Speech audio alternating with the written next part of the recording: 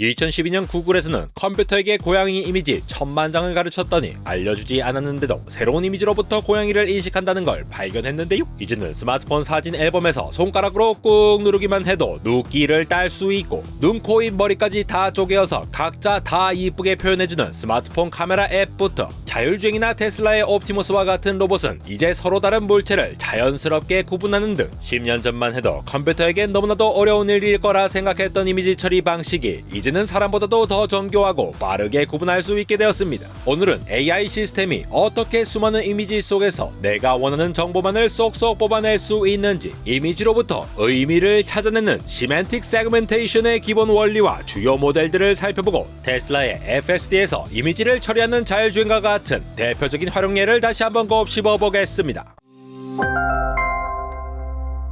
요즘 기본 앱으로 찍어도 뭔가 피부도 더 좋아 보이고 하늘도 예쁘게 느껴진다면 그것은 느낌적인 느낌이 아니라 실제 피부를 인식하여 개별적으로 최적화하고 하늘을 인식하여 상황에 맞게 조정하는 특수한 세그먼테이션 기술들이 접목된 결과이기 때문입니다. 테슬라의 FSD가 알아서 신호등과 표지판, 장애물과 사람, 도로를 인식하는 것도 이러한 기술이 접목된 것인데요. 이를 이해하려면 아주 작은 점에서부터 시작하면 됩니다. 우리가 스마트폰이나 디스플레이를 통해 보는 동영상 이미지들은 가까이 확대하고 확대해보면 결국 픽셀이라는 아주 작은 한 가지 색의 사각형 배열로 표현되죠. 결국 우리가 보는 이미지는 각 픽셀의 위치와 색상을 수치화한 값들의 데이터로 존재하는 것인데요. 컴퓨터를 통해 이러한 이미지를 인식할 수 있게 하여 어떻게든 이해를 시키기 위한 비전 AI 기술이 고요히 그리고 도도히 발전해 왔습니다. 이미지를 통해 사물을 인지하는 비전 AI의 대표적인 알고리즘 방식으로서 크게 Classification, Detection, Segmentation으로 나뉘는데요. Classification은 우리가 100일 사진을 보고 내 사진인지 아빠 사진인지 엄마 사진인지를 구분해내는 것과 같이 이미지에 포함된 대상이 어떤 것에 더 적합한지,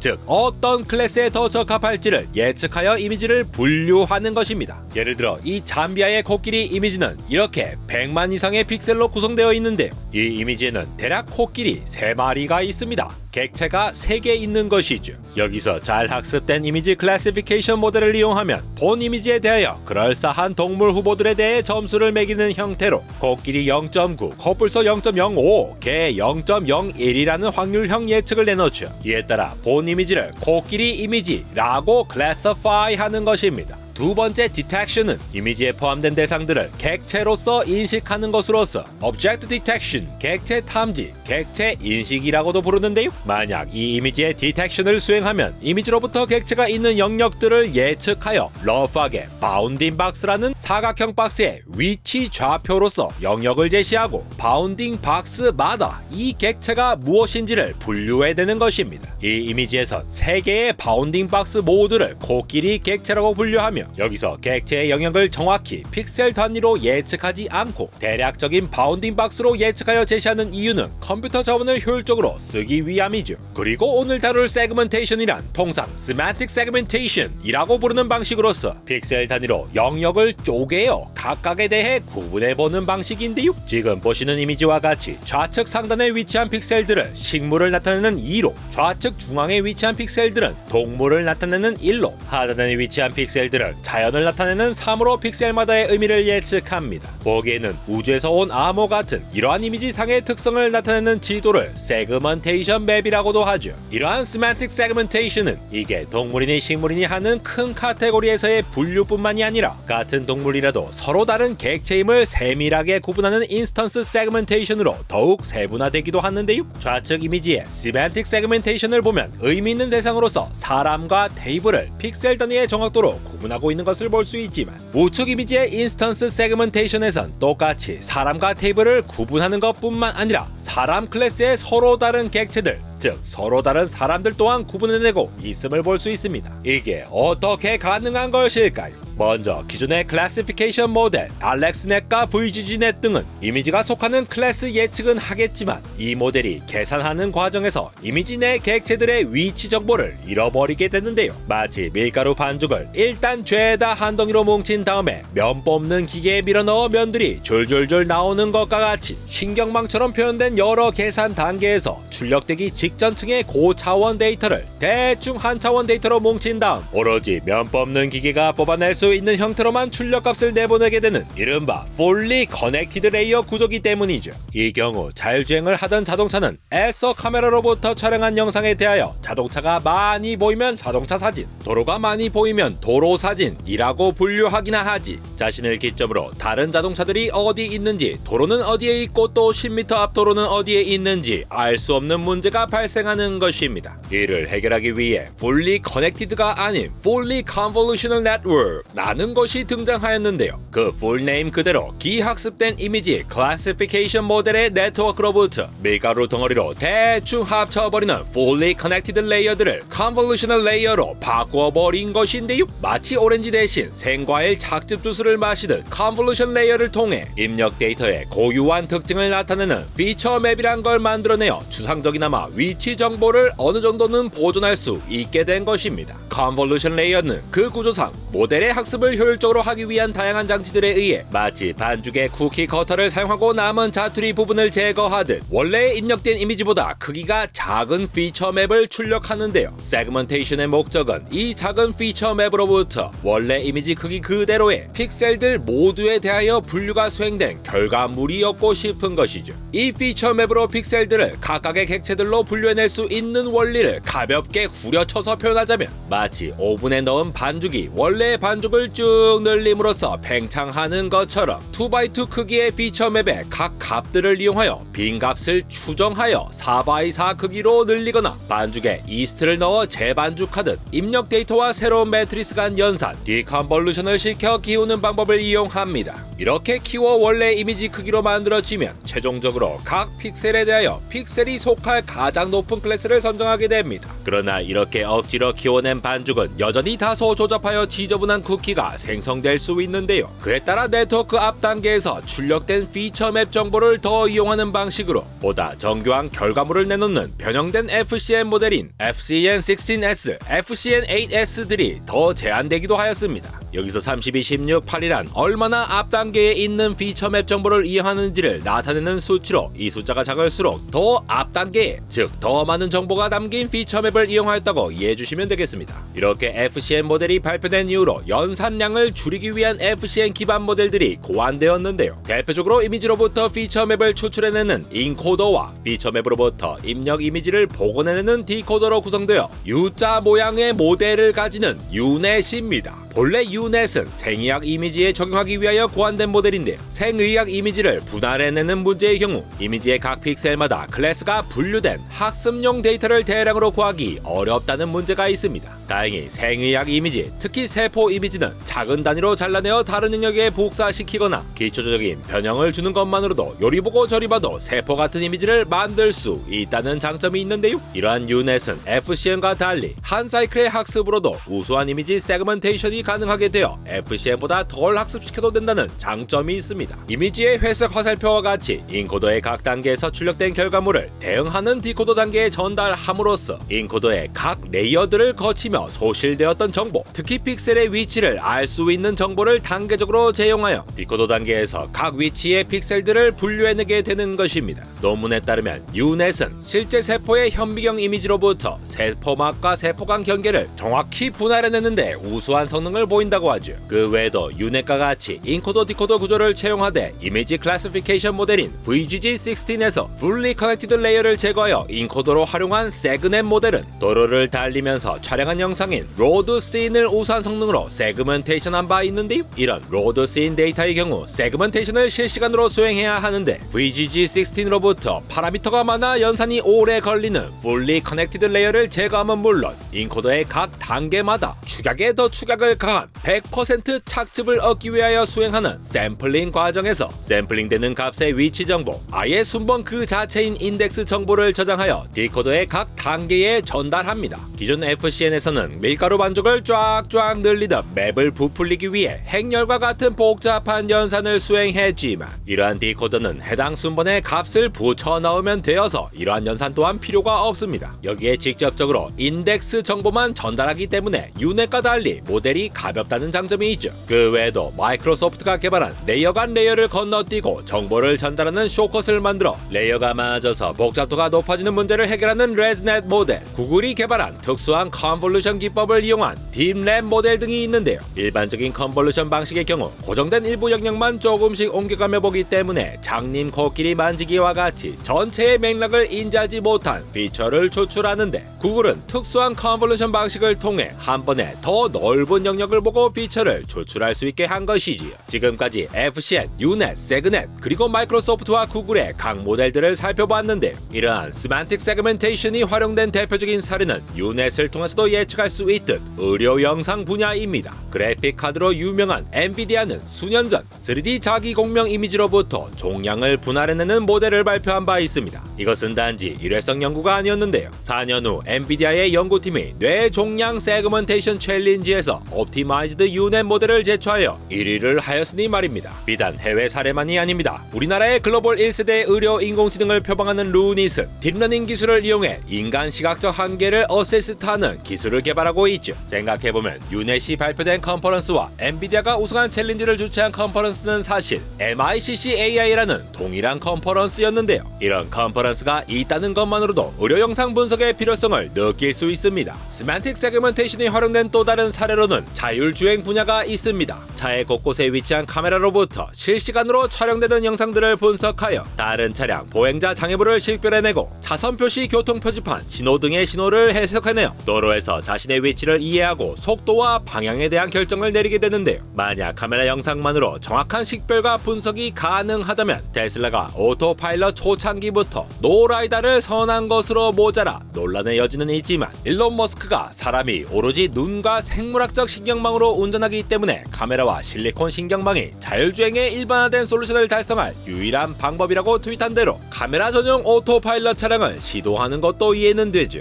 이는 아주 작은 예시에 불과하고 이미지 영상이 사용되는 분야라면 영상과 이미지를 이용해 데이터를 뽑아내고 분석하는 분야라면 시멘틱 세그멘테이션은 어디든 그리고 어떻게든 다양한 모습으로 우리를 찾아올 수 있을 것입니다. 2023년 10월 국제 컴퓨터 비전 학회에서는 이미지로부터 서로 다른 피부색의 사람을 인식해내는 데 있어 비전 AI의 편향성을 측정하는 방법에 대한 두 편의 논문이 발표되기도 했는데요. 결국 이미지 데이터를 통해 학습하는 만큼 향후 비전 처리를 통한 자율주행과 다양한 앱 서비스에서 위험성이 발현되지 않아야 하겠는데요. 10년 후 나 대신 집 청소를 해주는 테슬라 옵티머스가 깨끗하게 침대를 치워줄 거라고 기대가 마구마구 되는 가운데, 이불과 내가 무라일체가 된 나를 보고 세만틱 세그멘테이션을 제대로 수행하지 못한 옵티머스가 침대가 아닌 나 역시도 청소가 필요하다며 마구마구 청소해주지는 않을까 하며 MBTI N스러운 공상을 하고 있는 안대공학 에로였습니다.